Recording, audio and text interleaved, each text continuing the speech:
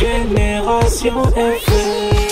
Generation FM. Voilà, donc je voudrais d'abord féliciter Madame le maire et son équipe pour avoir cette belle initiative d'organiser des journées culturelles dans la commune de Niassia en sa deuxième édition, il faut le dire. Alors c'est vraiment extraordinaire, ça a été très agréable. Nous avons vu plusieurs cultures qui se développent ici dans la zone et qui, sans ces journées culturelles, peut-être allaient disparaître.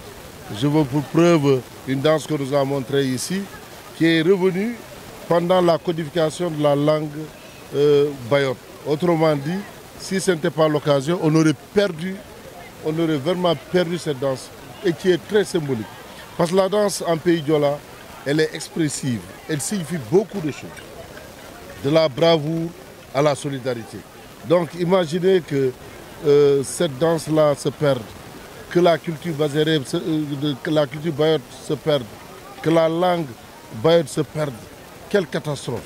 Et c'est pourquoi il y a lieu de féliciter Madame le maire, mais de féliciter aussi et de remercier les autorités administratives, le sous-préfet, qui est un sous-préfet de développement, très engagé dans l'effort, à côté de ses concitoyens, pour aider le développement de la localité.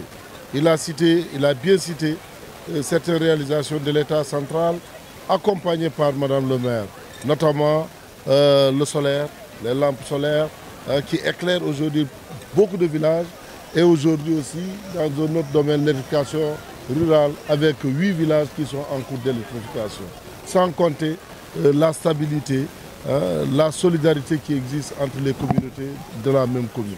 C'est pour dire que vraiment, il faut renforcer cette cohésion sociale.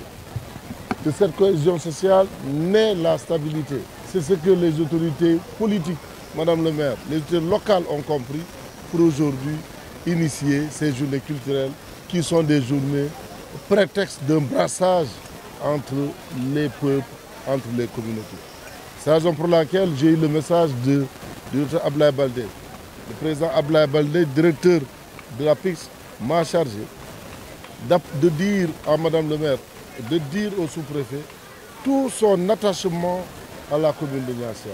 Cette commune qu'il a vu naître, cette commune où il a fréquenté les premiers pas de sa scolarisation, il ne saurait avoir un autre comportement que d'appuyer, d'aider cette commune-là.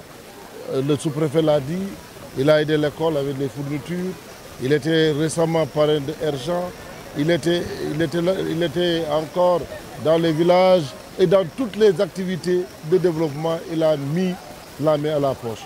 Et cette fois-ci encore, il a soutenu les journées culturelles avec un montant de 2 millions pour aider Madame le maire et son équipe à pouvoir réussir cette activité qu'il trouve importante, cette activité-là, dans le cadre de la stabilité de cette commune qui a connu beaucoup de soubresauts.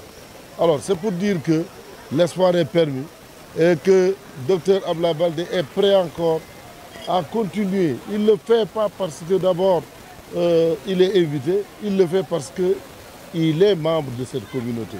Il le fait parce qu'il croit au développement, il le fait parce qu'il a l'espoir qu'un jour, on citera Niassia comme une référence de développement, comme un modèle de réussite.